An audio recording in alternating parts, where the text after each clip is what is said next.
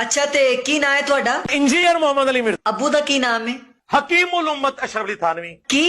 हकीमुल उम्मत अशरफ अली थानवी। ते अपना की ख्याल है फिर अब्बू दे बारे? शाही कोई नहीं, ते दादे दे बारे? शाही कोई नहीं, ते परदादा? शाही कोई नहीं, मामू? मामू तो शाही कोई नहीं।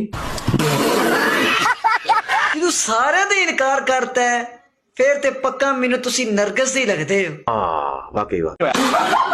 ते खानदान तो बुरा नहीं कहना चाहिए, होंदे ते सीधे ही ने सारे। एडे सीधे नहीं जे, ये जलेबी ਨੂੰ ਜ਼ਿਆਦਾ ਡਿੰਗੇ ਨੇ। ਹੁਣ ਤੁਹਾਡੇ ਸਟੂਡੈਂਟ ਵੇਖ ਕੇ ਕਹਿੰਦੇ ਹੋਣੇ ਨੇ ਇਹ ਸਾਰੇ ਮੁੰਡੇ ਚਵਲੀ ਮਾਰਦੇ ਨੇ ਸਾਡੇ ਉਸਤਾਦ ਦੇ ਬਾਰੇ, ਤੁਸੀਂ ਕੀ ਆਂਦੇ ਹੋ? ਇਸ ਤੋਂ ਵੱਡੀ ਚਵਲਾ ਮੈਂ ਮਾਰ ਸਕਣਾ। ਅੱਛਾ ਹੁਣ ਸਾਰੇ ਤੱਕਦੇ ਪਏ ਤੇ ਨਿੱਕੀ ਚਵਲ ਮਾਰੋ ਨਾ ਜ਼ਰਾ। कि वो भी क्या दिन थे, हाँ हम भी एक जिन थे। ਹੁਣ ਮੈਨੂੰ ਪਤਾ ਲੱਗਾ ਤੁਸੀਂ ਵਾਕਈ ਜਿੰਨ ਹੋ।